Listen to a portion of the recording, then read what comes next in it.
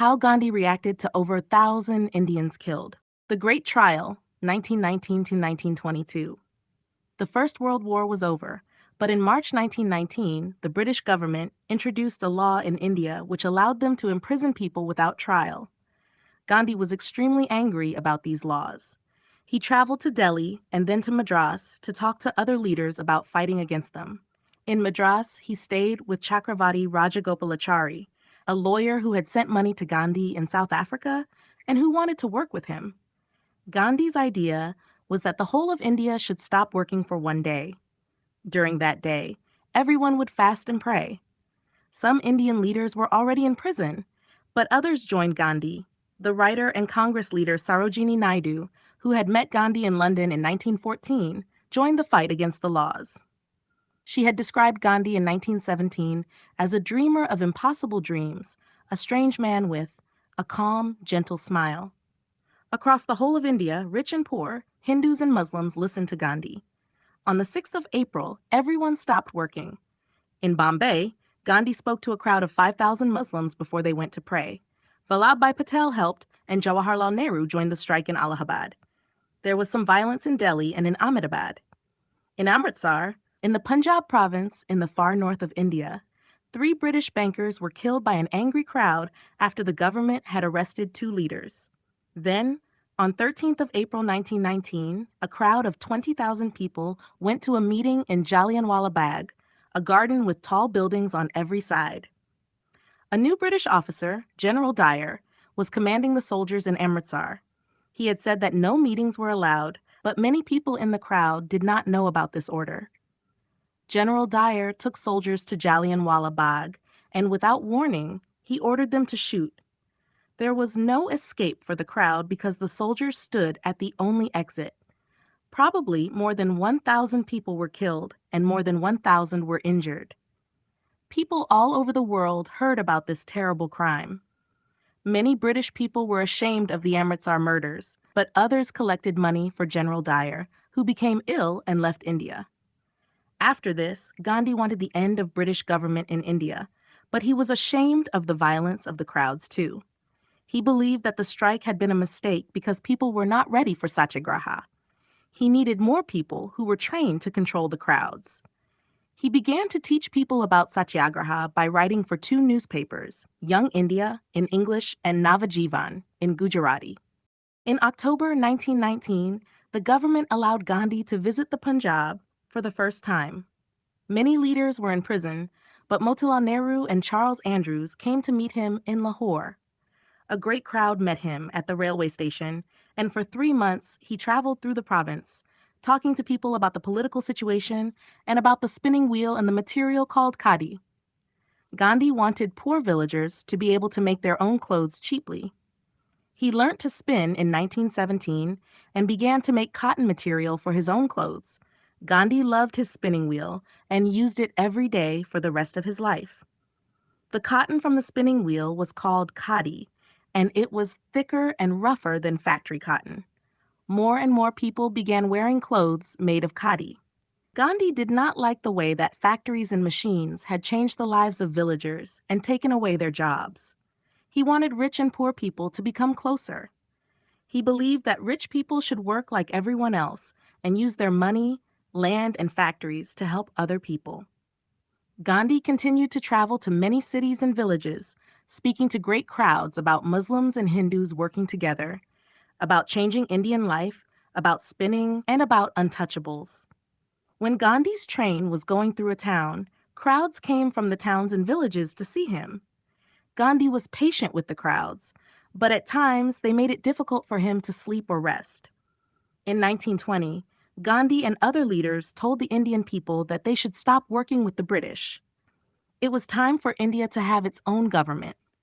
Lawyers stopped working in the courts, bankers left their jobs, and people stopped paying taxes. Nehru, Mahadev Desai, and Rajagopalachari were all sent to prison. The brothers Muhammad and Shaukat Ali, who had first met Gandhi in 1915, and Abdul Kalam Azad, a Muslim writer and Congress leader from Calcutta, were all sent to prison. By January 1922, there were about 30,000 Indians in prison. Gandhi decided that he would not speak on Mondays. He was working very hard to change India, but he needed some private time. He kept this habit of silent Mondays until the end of his life. Perfect truth is in silence alone, he wrote. He also decided to shorten his dhoti. Because khadi was more expensive than factory cloth, a shorter dhoti would be cheaper for poor people to wear. Gandhi wanted all Indians to stop wearing clothes that were not made in India. In August 1921, Gandhi began to ask people to burn foreign material and clothes. Tagore and Andrews disagreed with Gandhi about this.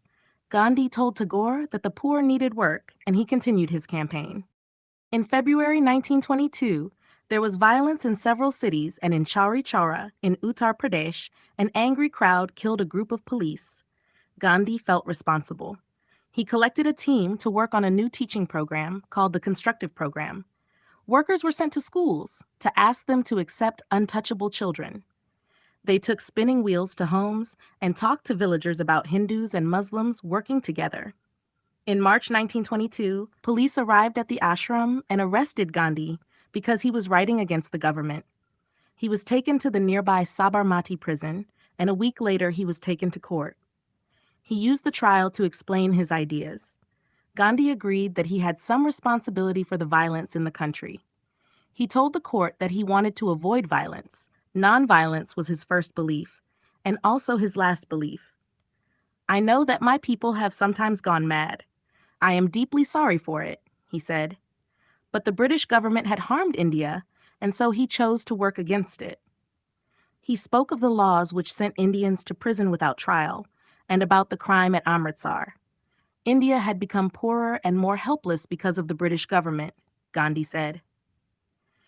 Judge Broomfield said that Gandhi was different from any other person who had ever been in his court.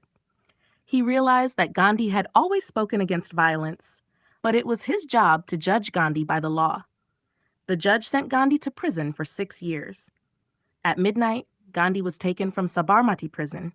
He was put on a special train and taken 1,300 kilometers away to Yeravda prison in Pune, south of Bombay. He took with him his spinning wheel and his holy books. Gandhi was happy to go to prison because it was part of the fight against the British government. The more Indians in prison, the more difficult it was for the British government to control India. At Yeravda prison, Gandhi was locked in his room alone and allowed to walk outside for only a short time each day. He was allowed to write one letter every 3 months. He could borrow books from the prison library, and he read for 6 hours each day. He used his spinning wheel for 4 hours each day. But in January 1924, after nearly 2 years in prison, Gandhi became seriously ill and was quickly taken to the hospital in Pune. Gandhi was so ill that he had to stay in hospital for 2 months, and the government decided to release him. Nouns. 1. Trial, a formal examination of evidence in court. 2. Violence, physical force intended to hurt or damage. 3. Bankers, people who work in banking. 4. Order, an authoritative command. 5. Exit, a way out. 6. Crime, an act punishable by law. 7. Murders, unlawful killing of a person. 8. Crowds, large groups of people. 9. Spinning wheel, a device for making yarn. 10. Material, the matter from which something is made. 11. Khadi, hand-spun, hand-woven cloth. 12. Patient, a person receiving medical treatment. 13. Lawyers, people who practice law. 14. Courts, places where legal cases are heard. 15. Taxes, compulsory contributions to government revenue. 16. Habit, a regular practice. 17. Dhoti, a traditional Indian garment for men. 18. Campaign, a series of military operations. 19. Program, a planned series of events. 20. Responsibility, a duty to deal with something. 21. Belief, acceptance that something is true. 22. Judge, an official who decides cases in court. Verbs, base form. 1. Imprison, to put in prison.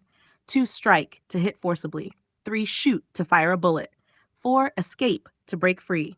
5. Spin, to twist fibers into yarn. 6. Burn, to consume by fire. 7. Explain, to make clear. 8. Avoid, to keep away from. 9. Realize, to become aware of. 10. Borrow, to take and use something with the intention of returning it. 11. Release, to set free. Adjectives. 1. Calm, not nervous or excited. 2. Gentle, mild and kind. 3. Strange, unusual or surprising. 4. Commanding, having control. 5 injured, harmed, or damaged. 6 terrible, extremely bad. 7 ashamed, embarrassed, or guilty. 8 ready, prepared. 9 political, relating to government. 10 thicker, having a large distance between sides. 11 rougher, not smooth. 12 private, for use by one person or group. 13 silent, not making sound. 14 foreign, from another country. 15 several, more than two but not many. 16 constructive, serving a useful purpose. 17 harmed, physically injured. 18 helpless, unable to act without help. 19 special, different from usual. Adverbs: 1 extremely, to a very great degree. 2 probably, almost certainly. 3 cheaply, at a low cost. 4 deeply, far down or in. 5 seriously, in a solemn manner. 6 nearly, almost. Phrasal verbs: 1 put on, to dress in. 2 be over, to be finished.